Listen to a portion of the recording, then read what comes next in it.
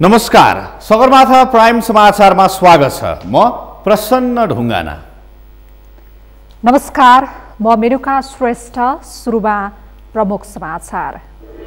नेकपाको दाहाल नेपाल समूहबाट निर्वाचनका काम रोक्न आग्रह। सर्वोच्च अदालतमा विचाराधीन रहेको मुद्दामा प्रभाव पर्ने ठहर। आज 249औं पृथ्वी जयन्ती तथा राष्ट्रिय एकता दिवस मनाइयो। सिंहदरबार पश्चिम गेट पुगेका राप्रपाका नेता कार्यकर्तामाथि प्रहरीद्वारा लाठीचार्ज। निजगढवासीहरूको विरोधका कारण पूर्व पश्चिम रेलमार्गको सर्वे गर्ने काम रोकियो। बजार क्षेत्रका मुख्य बस्ती प्रभावित भएको स्थानीयको भनाई। विश्वभर हालसम्म कोरोना संक्रमितको संख्या 9,07,77,000 नाग्यो। 19,44,800 बढीको मृत्यु। र एनएसजेएफ पल्सर स्पोर्ट्स अवार्ड मंगलबार हुँदै तयारीका सबै काम पूरा। लगनशील भए लाग्न प्रेरणा मिल्ने खेलाडीहरूको प्रतिक्रिया।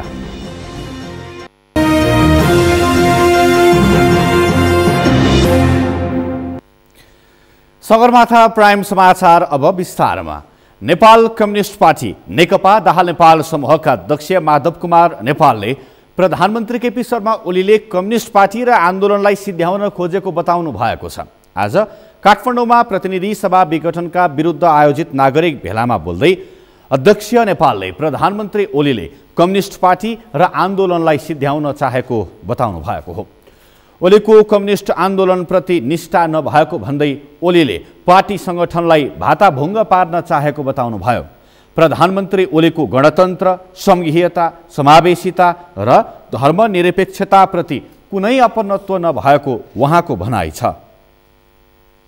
कमिटीको सदस्य बनिदेऊ भन्दै विभिन्न काममा उहाँ लाग्नु भएको छ। त्यसको अरू केही उद्देश्य होइन। त्यो उद्देश्य के हो भने कम्युनिस्ट पार्टी र आन्दोलनलाई उहाँ सिद्ध्याउन चाहनुहुन्छ। केपी ओलीजीलाई पार्टीसँग कुनै मतलब छैन। कम्युनिस्ट पार्टीसँग कुनै सरोकार छैन र कम्युनिस्ट आन्दोलनप्रति कुनै निष्ठा पनि छैन। एकातर्फ पार्टीको संरचनालाई भत्ताभङ्ग गर्न चाहनुहुन्छ भने अर्कोतर्फ यत्रो रगत पसिना बगाएर ल्याएको, यत्रो मूल्य चुकाएर ल्याएको, त्याग तपस्या बलिदानको प्रकृतिमान कायम गर्दै हामीले ल्याएको यो गणतन्त्र, त्यसप्रति पनि उहाँलाई कुनै अपनत्व बोध छैन। त्यसप्रति उहाँलाई कुनै गम्भीर चिन्ता चासो पनि छैन। उहाँ त्यतिखेर पनि गणतन्त्र नेपालमा आउन सक्दैन भन्ने विचार राख्ने, पार्टीभित्र फरक मत राख्ने व्यक्ति हुनुहुन्थ्यो। पार्टीमा उहाँले विरोध गर्नुभएको थियो। त्यो प्रस्तावको, त्यो निर्णयको उहाँले भन्नुभएको थियो यो देशमा राजतन्त्रलाई हटाउन सकिँदैन, गणतन्त्र ल्याउन सकिँदैन, यो कोरा कल्पना मात्रै हो। र उहाँले आफै भाषण गर्नुभयो, बैलगाडा चढेर जसरी वासिङ्गटन पुग्न सकिँदैन त्यसै गरी आन्दोलन गरेर ज्ञानेन्द्र शाहीलाई ढाल्न सकिँदैन, गणतन्त्र ल्याउन सकिँदैन। अध्यक्ष नेपालले आजै निर्वाचन आयोग पुगेर पार्टीको आधिकारिकता आफूहरूलाई दिन आग्रह गरेको पनि बताउनुभयो। उहाँले बहुमत केन्द्रीय कमिटी सदस्य आफूतिर भएको र बहुमतले मात्रै पार्टीको विधान संशोधन गर्न सक्ने व्यवस्था भएकाले कुनै एक व्यक्तिको सुर र तालमा पार्टी नचली विधान सम्मत चल्ने जानकारी दिएको बताउनुभयो। अध्यक्ष नेपालले निर्वाचन आयोगलाई नेकपाको विधान र निर्वाचन सम्बन्धी कानुन हेरेर निर्णय गर्न आग्रह गरिएको पनि बताउनुभयो। इंटेलिजेंस अपने आफ्नो प्रधानमन्त्री कार्यालय आफ्नो माथमा राख्नुभयो। उहाँले सम्पत्ति शुद्धिकरण पनि आफ्नो हातमा राख्नुभयो। यसो कारण के हो भने जो विरोधी छन् सबैलाई तह लगाउने, पार्टीभित्रका विरोधी पनि, अरू पार्टीमा रहेका विरोधी पनि, ब्युरोक्रेसीमा पनि आदेश नमान्नेहरू पनि, अनि समाजमा पनि कसैलाई तर्साउनु पर्यो भने तर्साउनका लागि पनि उहाँले सबै टोटल पावरको कन्सन्ट्रेसन आफ्नो हातमा लिनुभयो।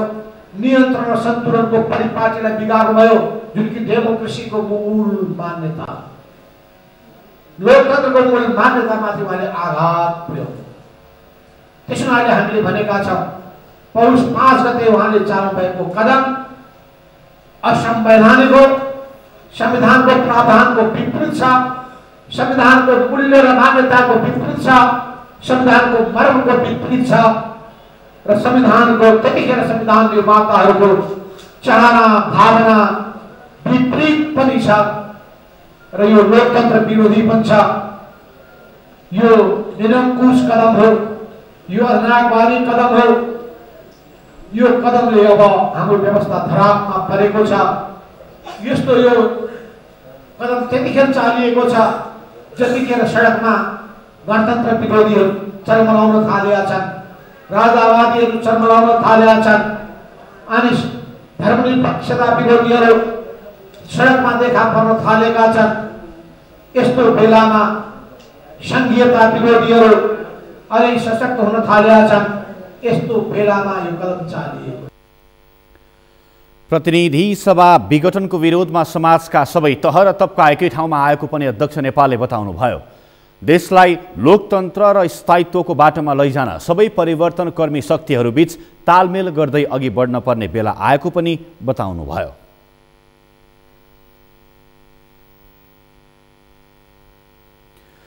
नेपाल कम्युनिस्ट पार्टी नेकपा ओली समूहका नेताहरूले दाहाल नेपाल समूहको पद लोलुपताका कारण अहिलेको अवस्था आएको बताएका छन्। तनहुँमा आयोजित कार्यक्रममा नेताहरूले संसद विघटन बाध्यात्मक परिस्थितिमा भएको बताएका हुन्। उनीहरूले पार्टी भित्रैबाट सरकारका विरुद्ध दाहाल नेपाल समूहले षड्यन्त्र गरेको आरोप लगाएका छन्। तनहुँबाट नारायण खड्काको रिपोर्ट। नेपाल कम्युनिस्ट पार्टी नेकपाको दाहाल नेपाल समूहले तनहुँमा आयोजना गरेको कार्यक्रममा बोल्ने सबैजसो नेताहरूले दाहाल नेपाल समूहका कारण अहिलेको अवस्था आएको दाबी गरेका छन्। उनीहरूले दाहाल नेपाल समूहको पदको लोभका कारण अहिलेको अवस्था आएको बताएका छन्। ऊर्जा, जलस्रोत तथा सिंचाई मन्त्री समेत रहेका ओली समूहका नेता टो बहादुर आयमाझीले संसद विघटन रहरले नभई बाध्यात्मक परिस्थितिमा भएको बताएका छन्। उनले सडकबाट संसद पुनर्स्थापनाको माग गर्नु पश्चगामी सोच भएको भन्दै पुष्पकमल दाहाल र माधव नेपालको पदको लोभका कारण आजको स्थिति आएको बताए। कसैलाई पार्टी भित्रै पनि राम्रो काम गर्दा कसैलाई खुसी लाग्दो रहेछ भने कसैलाई राम्रो काम गर्दा महत्त्वपूर्ण काम गर्दा कसैलाई अप्ठ्यारो दुःख लाग्दो रहेछ। किन दुःख लाग्दो रहेछ भन्दाखेरि नेता अब केपी शर्मा ओलीजी एक छत्र नेता हुने भए, राष्ट्रियताको हिसाबले पनि राष्ट्रिय अडानको हिसाबले पनि एक छत्र नेता, राष्ट्रवादी नेता, विकास र समृद्धिको पनि एउटा चाहिँ नेतृत्व गर्ने नेता, योजनाकार, मास्टर प्लान बनाउने नेता। अब यसरी स्थापित भइसकेपछि त अरू हाम्रो खैरियत हुँदैन कि? सरकारले गरेको राम्रो कामको प्रशंसाले केपी शर्मा ओलीले एकछत्र राज गर्ने सम्भावना पार्टीभित्रका केही मानिसलाई मन नपरेको उनको दाबी छ। त्यसो त मन्त्री रायमाझीले निर्वाचनमा जाने भन्ने निर्णय अग्रगामी कदम भएको दाबी गरेका छन्। कार्यक्रममा गण्डकी प्रदेशका मुख्यमन्त्री पृथ्वी सुब्बा गुरुङले पनि पार्टीभित्रकै नेताहरूको कारण संसद विघटन भएको दाबी गरेका छन्। हामीले कार्की विघटनमा गएर संस्थापन अध्यक्षलाई छलेर यो नेपाल कम्युनिस्ट पार्टी नेकपा गठन गरेका छैनौँ। त्यसकारणले यो पार्टीलाई विभाजन गर्ने काममा, यो पार्टीबाट फुट भएर जाने कुरामा उहाँले जुन काम गर्नुभयो त्यसले के जनाउँछ भने उहाँहरू फुटवादी, उहाँहरू विभाजनकारी र केपी शर्मा ओलीले नेतृत्व गरेको यो पार्टी संस्थापन पार्टी हो। त्यसकारणले तपाईँले चिन्ता नगर्नुहोस्, सूर्य चिन्ह त हामीले लियौँ। अब गण्डकी प्रदेशका आर्थिक मामिला तथा योजना मन्त्री किरण गुरुङले लोकतन्त्र नबुझेकाहरूले मध्यावधि निर्वाचनको विरोध गरिरहेको बताएका छन्। उनले चुनावमा भोट हाल्नु जनताले प्राप्त गरेको अधिकार भएकाले आम मानिसले आफ्नो अधिकार प्रयोग गर्ने कुरालाई अस्वीकार नगर्ने बताएका छन्।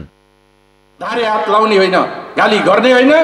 चुनावमा वैशाखमा चुनावको घोषणा गरिएको छ, त्यो दिन यदि तपाईँलाई मन पर्दैन भने त्यही दिन तपाईँले चाहिँ अस्वीकार गर्न सक्नुहुन्छ।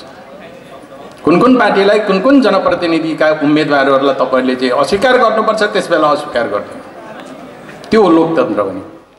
केन्द्रीय सदस्य एवं पूर्व मन्त्री खगराज अधिकारीले भूगोल फर्काउने अभियानमा लागेकै कारण केपी शर्मा ओलीमाथि षड्यन्त्र भएको बताएका छन्। संवैधानिक इजालासम्म गइसक्यो, अब कहाँ असंवैधानिक भन्ने उहाँले भनिसक्नुभयो। अब यो हुल्लडबाज गर्नेहरू, हुलिया तरिकाले हिँड्नेहरूले पनि कुनै दिन सोच्नेछ, थाहा पाउनेछ। त्यसैले प्रभाव पार्ने, किनभने उनीहरूलाई थाहा छ के थाहा छ भने अर्को कुरा हेर्नु। कार्यकर्ताहरूको भेलामा बोल्दै नेताहरूले संसद कुनै हालतमा पुनर्स्थापना नहुने र अब मध्यावधि निर्वाचनको विकल्प नभएकाले ओडा ओडा र टोल टोलमा पुगेर चुनावी अभियानमा लाग्न कार्यकर्ताहरूलाई निर्देशन समेत दिएका छन्। नेपाल कम्युनिस्ट पार्टी नेकपामा ओली पक्षीय नेताहरूले संसद विघटनको बचाउ गर्दै आएका छन् भने दाहाल नेपाल समूहले विरोध गर्दै आएका छन्। सगरमाथा टेलिभिजनका लागि तनहुबाट नारायण खड्काको रिपोर्ट। नेपाल कम्युनिस्ट पार्टी नेकपा दाहाल नेपाल पक्षले निर्वाचन प्रक्रियाका काम रोक्न निर्वाचन आयोगलाई आग्रह गरेको छ। आज अध्यक्षद्वय दाहाल र नेपाल सहितका केही शीर्ष नेताहरू निर्वाचन आयोग पुगेर निर्वाचन प्रक्रिया सम्बन्धी काम अगाडि बढाउँदा प्रतिनिधि सभा विघटन सम्बन्धी सर्वोच्च अदालतमा विचाराधीन रहेको मुद्दामा प्रभाव पार्ने भएकाले निर्वाचन प्रक्रियाका काम रोक्न माग गरेको हो। सर्वोच्च अदालतको अन्तिम फैसला नआउन्जेल निर्वाचन प्रक्रियाका कार्यक्रम रोक्न माग गरिएको नेकपाका नेता लीलामणि पोखरेलले बताउनुभयो। निर्वाचन आयोगको कार्यालयमा आउनुको मुख्य प्रयोजन अहिले संसद विघटन गरिएको सम्बन्धी जुन असंवैधानिक छ त्यो सम्बन्धमा सर्वोच्च अदालतमा मुद्दा विचाराधीन छ। मुद्दा विचाराधीन भएको स्थितिमा निर्वाचन आयोगले निर्वाचन कार्यक्रमहरू सार्वजनिक गरेको स्थितिमा यसले त्यो मुद्दामा प्रभावित पार्ने भएको कारणले निर्वाचन कार्यालयले निर्वाचन कार्यक्रमहरू स्थगित गर्नुपर्दछ। यसका साथै निर्वाचन आयोगमा रहेको नेपाल कम्युनिस्ट पार्टी नेकपासँग सम्बन्धित कागजातहरूको प्रतिलिपि पनि माग गरिएको नेता पोखरेलले बताउनुभयो। निर्वाचन आयोगले निर्वाचन घोषणा भइसकेपछि मतदाता नामावली थपघट रोक्ने र स्थायी प्रकृतिको काम मतदान केन्द्रहरू टुङ्गो लगाउने प्रारम्भिक काम मात्रै गरिएको, अन्य काममा प्रवेश नगरेको स्पष्ट पारेको नेता पोखरेलले बताउनुभयो। स्वास्थ्य तथा जनसङ्ख्या मन्त्री हृदय त्रिपाठीले कोरोना खोपको खरिद प्रक्रिया पारदर्शी र वितरण न्यायपूर्ण हुने बताउनु भएको छ। आज मन्त्रालयमा पत्रकार सम्मेलन गरी मन्त्री त्रिपाठीले खरिद प्रक्रिया पारदर्शी र वितरण न्यायपूर्ण हुने बताउनु भएको हो। खरिद र वितरणका लागि सरकारले सम्पूर्ण तयारी गरिसकेको उहाँले बताउनुभयो। खोप आयात भएको 7 दिनभित्रमा वितरण सुरु भइसक्ने पनि उहाँको भनाइ छ। खोप कार्यक्रमका लागि अहिले सञ्चालनमा रहेका करिब 16,000 खोप केन्द्रहरूलाई परिचालन गरिने उहाँले बताउनुभयो। त्यस्तै 5,000 कर्मचारी र 52,000 महिला स्वास्थ्य स्वयंसेविकाहरू परिचालन गरिनेछ। पारदर्शी हुनेछ, वितरण न्यायपूर्ण हुनेछ।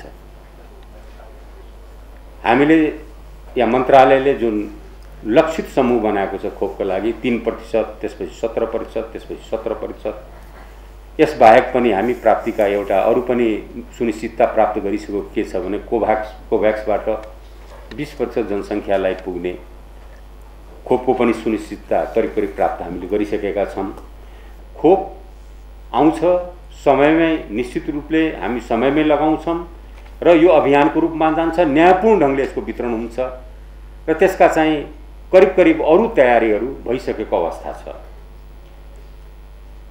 करिब हामीले 16,000 खोप केन्द्रहरू सञ्चालनमा जो रहेका छन् तिनलाई परिचालित गरिनेछ र यस कार्यमा खट्नको लागि करिब 5,000 कर्मचारी छन् र 52,000 महिला स्वयंसेवकहरू परिचालन गर्न सक्ने अवस्था हामीसँग छ। खोपको प्राप्ति अन्य व्यावसायिक वस्तुको प्राप्ति जस्तो नभई राजनीतिक वस्तुको रूपमा देखा परेकाले आपूर्तिमा समस्या भएको पनि उहाँले बताउनुभयो।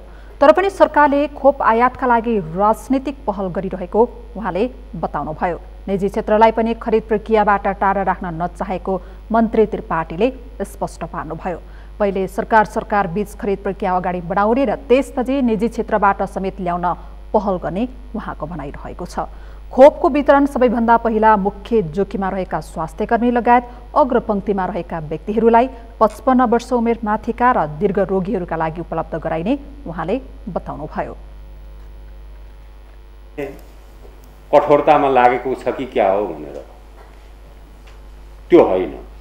सरकार प्राथमिकताका साथ पारदर्शी ढङ्गले पहिले सरकार बीचको खरिद प्रक्रियालाई नै अगाडि बढाउँछ र मुख्य जोखिममा रहेका जनसङ्ख्या 3% हाम्रा स्वास्थ्यकर्मी लगायत अग्रपङ्क्तिमा कार्यरत जो व्यक्तिहरू संलग्न हुनुहुन्छ उहाँहरूलाई, त्यसपछि 55 वर्ष उमेर पुगे माथिका र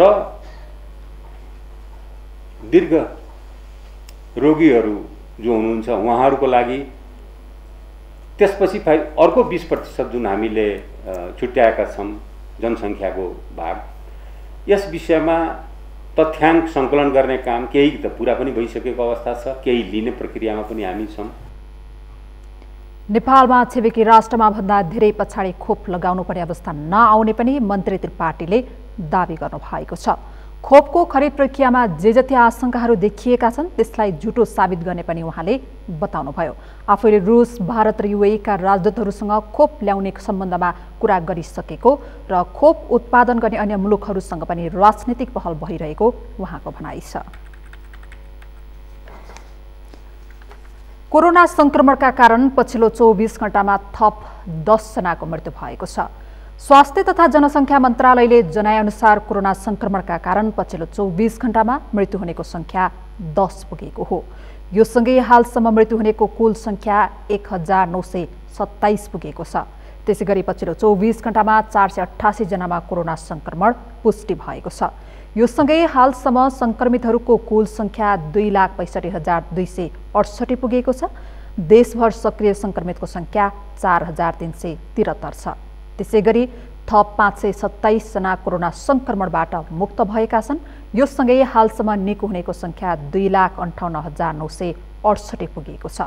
त्यसैगरी पछिल्लो 24 घण्टामा 5,309 जनाको PCR परीक्षण सम्पन्न भएको छ, जसअनुसार हालसम्म 19,87,555 जनाको PCR परीक्षण सम्पन्न भएको छ।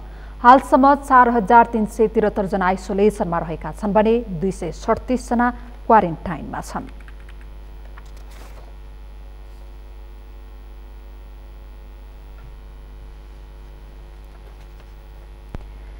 नेपाल एकीकरणको पहल गरेका पृथ्वीनारायण शाहको जन्म जयन्ती मनाइएको छ।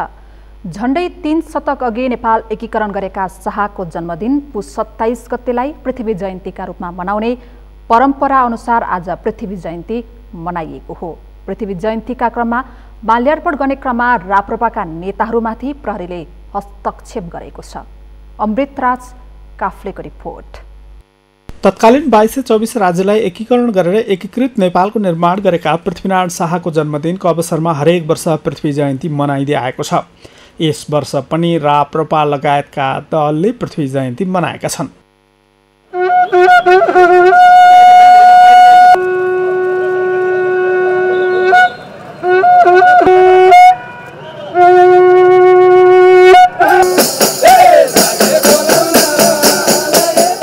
पृथ्वी जयन्ती मनाउने क्रममा सिंहदरबारको पश्चिम गेटमा प्रहरी र राप्रपाका कार्यकर्ताका बीचमा झडप समेत भएको छ। सडक पुरै अवरुद्ध गरेर माल्यार्पण गर्न जाने क्रममा प्रहरीले रोकेपछि केही बेर झडपको स्थिति सिर्जना भएको थियो।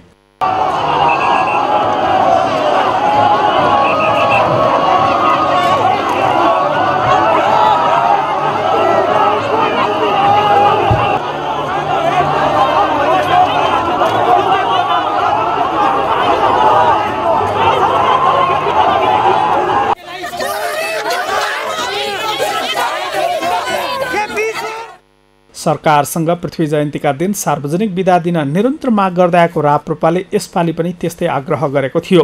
तर सरकारले औपचारिक कार्यक्रम र सार्वजनिक बिदाका बारेमा कुनै पनि निर्णय गरेन। तर अहिले पनि राप्रपाले पृथ्वी जयन्तीका दिन बिदा दिन सरकारसँग माग गर्दै आएको छ। अहिले सरकारमा बसेका मानिसहरूलाई चेतावनी दिन चाहन्छु, तपाईहरू सुध्रिनुस्, तपाईहरू मुलुकप्रति वफादार बन्नुस्, राष्ट्रप्रति इमानदार बन्नुस्। जुन किसिमको बेइमानी, जुन किसिमको गैर जिम्मेवारी तपाईहरूले यो मुलुकमाथि चलाइरहनु भएको छ, त्यो मुलुकमाथि तमाम अन्याय अत्याचार भएको छ। यो अन्याय र अत्याचारको विरुद्ध राष्ट्रिय प्रजातन्त्र पार्टी लगातार तपाईहरूको विरोधमा उत्रिनेछ। नेपालमा गणतन्त्र आउनु पूर्व सरकारले नै औपचारिक कार्यक्रम गरेर पृथ्वी जयन्ती मनाउँदै आएको भए पनि 2062-63 सालको जनआन्दोलनपछि गठन भएको सरकारले पृथ्वी जयन्तीमा दिँदै आएको सार्वजनिक बिदा कटौती गर्ने निर्णय गरेको थियो। त्यसयता सरकारले औपचारिक रूपमा पृथ्वी जयन्तीको कार्यक्रम गर्ने गरेको छैन। सगरमाथा टेलिभिजनका लागि क्यामेरामा उत्सव वाग्लेका साथमा अमृतराज काफले, काठमाडौँ। सगरमाथा प्राइम समाचारमा अब एकैछिन विश्रामपछि निजगढवासीहरूको विरोधका कारण पूर्व पश्चिम रेलमार्गको सर्वे गर्ने काम रोकियो। बजार क्षेत्रका मुख्य बस्ती प्रभावित भएको स्थानीयको भनाई। म्याग्दीको धौलागिरी गाउँपालिका 7 स्थित ताकम माभिमा प्राविधिक शिक्षा सुरु, इलेक्ट्रिकल इन्जिनियरिङको पठन पाठन। र विश्वमा हालसम्म कोरोना संक्रमितको संख्या 9,07,77,000 नाग्यो, 19,44,800 बढीको मृत्यु।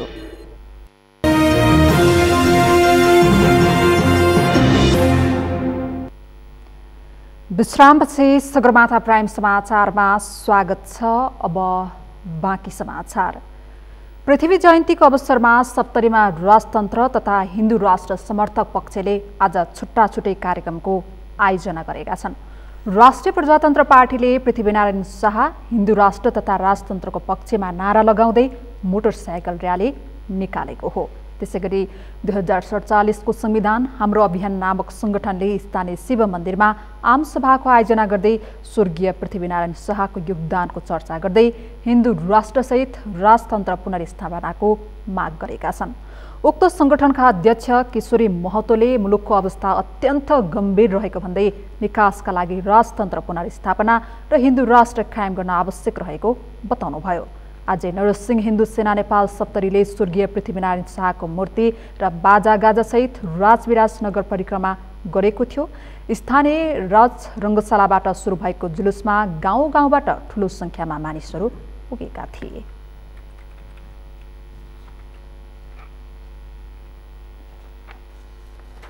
केपी शर्मा ओली प्रधानमन्त्री बनेपछि चर्चामा रहेका पूर्वाधारका नाम हुन् रेल, पानी जहाज तथा सुरुङ मार्ग।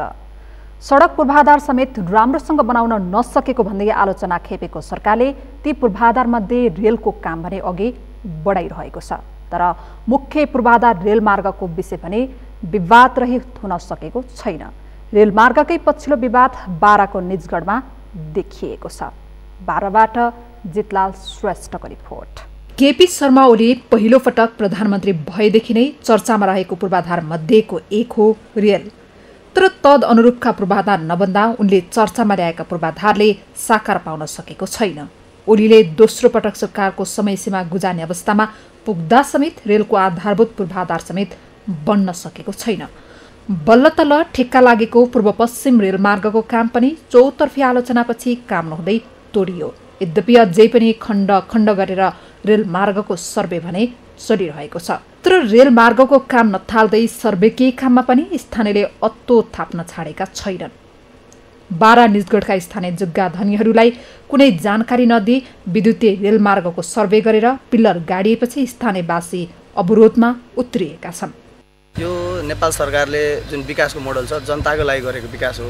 तर जनतालाई थाहा नदिकन मानवीय बस्तीको बीचबाट जुन 300 मिटर अगाडिबाट गरेको छ, त्यसले गर्दाखेरि यहाँको मानवीय बस्ती र उत्पादनमूलक क्षेत्रहरूलाई चाहिँ प्रभावित हुने भइसकेपछि यहाँका कम्तीमा 100औं घरधुरीहरू सुकुम्बासी हुने अवस्था आइसकेपछि यहाँका सम्पूर्ण स्थानीयवासीहरूले चाहिँ तत्काललाई यसलाई रोकेको होइन कि यसलाई स्थगित गरेर केन्द्र सरकारसँग समन्वय गरेर यसलाई बुझेर अगाडि बढ्नलाई हामीले आग्रह गरेको, सरकारलाई आग्रह गर्नको लागि यो काम अहिले रोकिएको।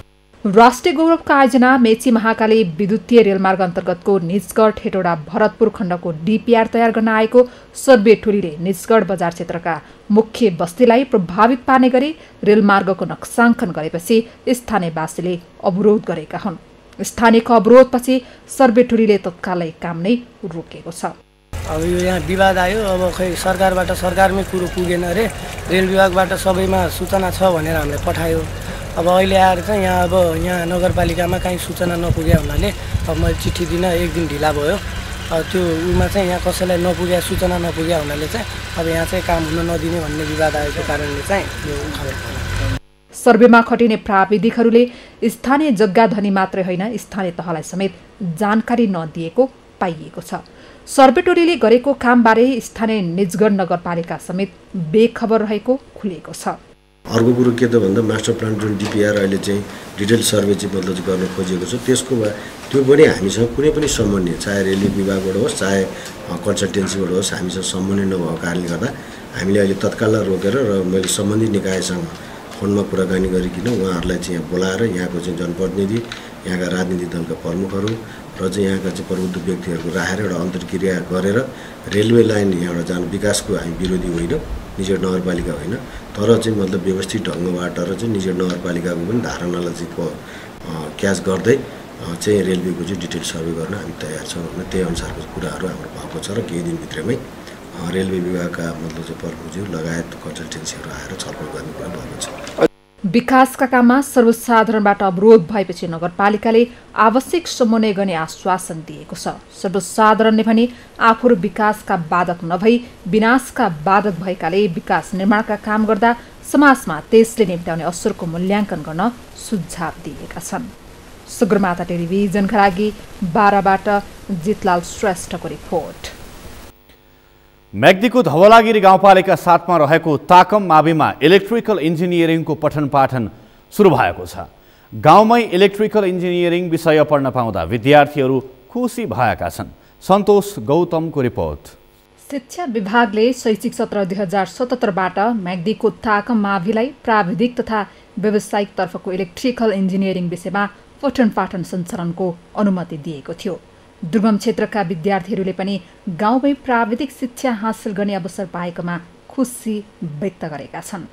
राम्रो अनुभव भइरहेछ। अब धेरै मानिसहरूले पढ्न धेरै टाढा जानुपर्छ। हामीले अब यहीँ स्कुलमै आएछ यस्तो अवसर आएछ सर अनि हामीले यस्तो पढ्न पाइरहेछ राम्रो खुसी लागेको छ। आफ्नो स्कुलमा यस्तो अवसर पाएको छु र सरहरूले पनि सपोर्ट गर्नुभएको छ। त्यसरी मेरो यो इच्छा पनि त्यसरी मलाई विषयमा धेरै इन्ट्रेस्ट छ। साधारणका अलावा electrical engineering, basic electronic, electrical application and maintenance engineering, drawing, computer application र वर्कसप टेक्नोलोजी विषयको पनि पठन पाठन हुने गरेको छ। 48 जनाको कोटा भएको इलेक्ट्रिकल इन्जिनियरिङ विषय अध्ययनका लागि कक्षा 9 मा 22 जना भर्ना भएका छन्।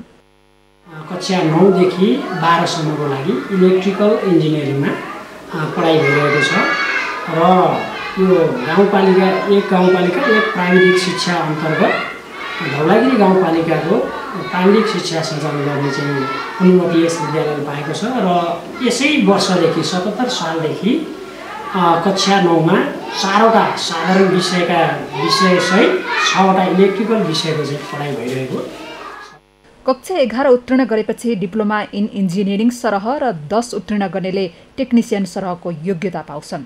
शिक्षा मन्त्रालयले यस वर्ष 1 जना प्रशिक्षक र 1 जना सहायक प्रशिक्षकको दरबन्दी उपलब्ध गराएको छ। प्रति कक्षा 2 जनाको दरले प्रशिक्षक र सहायक प्रशिक्षकको दरबन्दी उपलब्ध गराउने नीति छ। ताकम माविलाई प्राविधिक शिक्षालयको रूपमा विकास गर्ने योजना बनाएको धौलागिरी गाउँपालिकाले प्रदेश र सङ्घ सरकारसँग समन्वय गरेर छात्रावास, प्रयोगशाला र कक्षा कोठा भवन लगायत पूर्वाधार निर्माणमा सघाउने जनाएको छ। अहिलेसम्मको चाहिँ शिक्षा अलिकति भूगन्तीय शिक्षा अथवा चाहिँ यसको मात्रै भयो र यो प्राविधिक धारका विषयहरूको पढाइ भएन र त्यो सँगसँगै हाम्रो समग्र गाउँपालिकाभित्र यो जलविद्युत सेक्टरको पनि असाध्यै सम्भावना भएको हुनाले यो प्राविधिक विद्यालयको चाहिँ असाध्यै चाहिँ हाम्रो जनशक्तिहरू उत्पादन गरेर यो ठाउँमा चाहिँ प्रयोग गर्न सकिने हिसाबले पनि यसको आवश्यकता रह्यो र यसलाई पालिकाले असाध्यै गम्भीर तरिकाले ल्याएको छ। यसको व्यवस्थापनमा भौतिक पूर्वाधारहरूको लागि चाहिँ आवश्यक पर्ने कुराहरू र अन्य कुराहरूमा पनि पालिकाले सहयोग गर्न चाहिँ गरिरहेका छन्। प्राविधिक कक्षाको अनुमतिसँगै विद्यालयले शैक्षिक तथा भौतिक पूर्वाधार समेत तयार पारेको छ। सगरमाथा टेलिभिजनका लागि म्याग्दीबाट सन्तोष गौतमको रिपोर्ट। ऐच्छिक विषयको रूपमा मातृभाषा पढाइ हुँदै आए पनि दक्ष भाषा शिक्षक नहुँदा भोजपुर नगरपालिकाको धापखर्क प्राथमिक विद्यालयमा शेर्पा भाषाको पढाइ अन्योलमा परेको छ। विदेशी दात्री निकाय र विभिन्न निकायबाट स्रोत जुटे पनि शिक्षकको दरबन्दी नहुँदा देशकै पहिलो शेर्पा भाषा पठन पाठन सुरु भएको उक्त विद्यालयमा शेर्पा भाषाको पढाइ सङ्कटमा परेको हो। भोजपुरबाट मोहन तामाङको रिपोर्ट।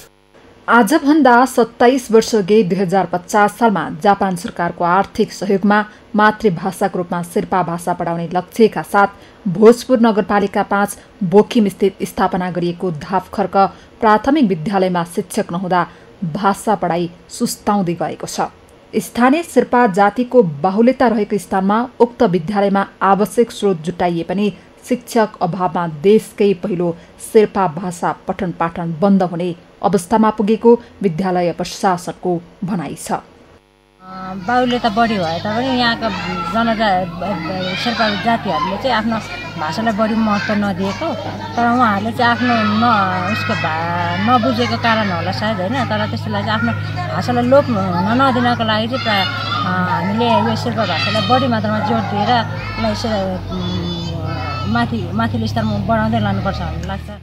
मातृभाषा पठन पाठनका लागि शिक्षक उपलब्ध गराउने प्रावधान रहे पनि मातृभाषा विषय शिक्षक नहुँदा व्यवहारिक हुन नसकेको सरोकारवालाको दावी छ। कक्षा 1 देखि 5 सम्म ऐच्छिक विषयको रूपमा शेर्पा भाषा पठन पाठन हुँदै आएको विद्यालयमा सरकारबाटै शिक्षक दरबन्दी तोकेरै शिक्षक नियुक्ति र पर्याप्त पाठ्य पुस्तक व्यवस्थापन गरेर पढाइ अगाडि बढाउनुपर्ने स्थानीयको भनाइ छ। अहिले शेर्पा भाषा त्यो विद्यालयमा पढाइँदैन र त्यसले अब त्यो जुन पहिला पढाएको विषय हो त्यो चाहिँ अब पढाउनको लागि नेपाल सरकारबाट सहयोग एउटा टिचरकै दरबन्दी बनाएर राख्दै धेरै उत्तम हुनेछ।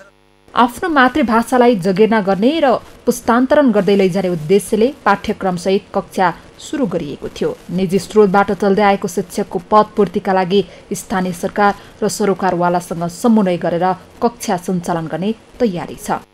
टिचर पाल्न नसकेको कारणले यो चाहिँ बन्द भएको हो। फेरि पुनः नेपाल सरकारसँग माग गरेर अथवा वडा कार्यालयसँग स्थानीय निकायसँग रकम माग गरेर अथवा कुनै स्रोत जुटाएर फेरि पनि यो पढाइलाई फेरि सञ्चालन गर्ने क्रममा गरिरहेछौँ। शेर्पा भाषा पठन पाठन नहुँदा दात्री निकायको सहयोग पनि खेर गइरहेको छ। अर्कोतर्फ शेर्पा भाषा पढ्ने विद्यार्थीका लागि उपयुक्त पाठ्य सामग्री समेत अभाव रहेको छ। शिक्षक अभाव र आवश्यक पाठ्य पुस्तकको अभावमा शेर्पा भाषाका विद्यार्थी भाषा सिकाइबाट वञ्चित हुनु परेको अभिभावकहरूको गुनासो छ। सगरमाथा टेलिभिजनका लागि भोजपुरबाट मोहन तामाङको रिपोर्ट।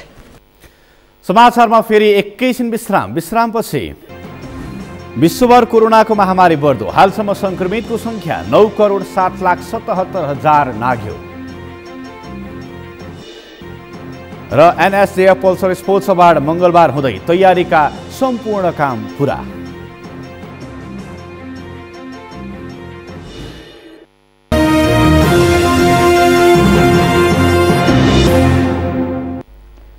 यो सँगै हामी सगरमाथा प्राइम समाचारको अन्त्यमा छौं। अन्त्यमा प्रमुख समाचार फेरि एकपटक। नेकपाको दाहाल नेपाल समूहबाट निर्वाचनका काम रोक्न आग्रह, सर्वोच्च अदालतमा विचाराधीन रहेको मुद्दामा प्रभाव पर्ने ठहर। आज 279औं पृथ्वी जयन्ती तथा राष्ट्रिय एकता दिवस मनाइयो। सिंहदरबार पश्चिम गेट पुगेका राप्रपाका नेता कार्यकर्तामाथि प्रहरीद्वारा लाठीचार्ज।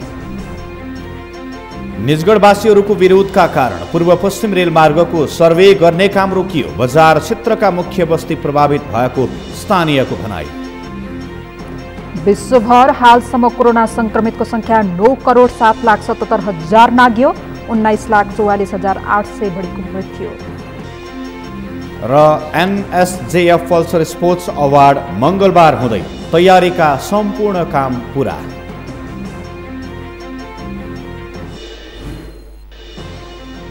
हौस् त सगरमाथा प्राइम समाचार अहिलेलाई सकियो। तपाईँ समाचार बुलेटिनका साथै सगरमाथा टेलिभिजनका सम्पूर्ण कार्यक्रम www.sagarmatha.tv मा पनि पढ्न र हेर्न सक्नुहुनेछ।